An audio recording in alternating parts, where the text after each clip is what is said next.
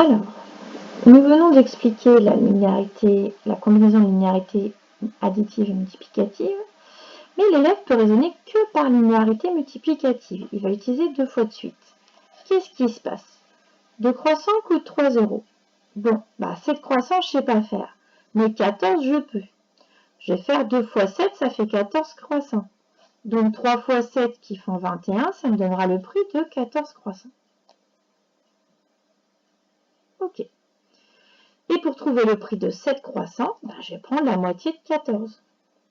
7 croissants, c'est bien la moitié de 14. Donc si je prends la moitié du prix, j'obtiens le prix pour 7 croissants. Et quand on prend la moitié, on divise par 2. On est donc bien dans une procédure multiplicative. Donc 14 croissants coûtaient 21 €. 21 divisé par 2, ça fait 10,50 €. Attention, il est très rare que les élèves expriment la moitié par une division par 2. Ça fait partie des objectifs du cycle 3.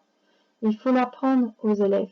Ils ont beaucoup de mal parce que depuis le CP, on leur dit que la moitié, on leur fait calculer des moitiés sans leur dire que c'est divisé par 2. Donc forcément, après c'est compliqué, ils ne savent pas le traduire.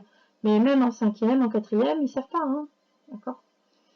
Donc, la moitié de 14 croissants, c'est 7 croissants. Donc la moitié de 21 € me donnera le prix de 7 croissants. Et je trouve 10,50 €. Donc là, je n'ai utilisé que les propriétés liées à la linéarité multiplicative. D'accord?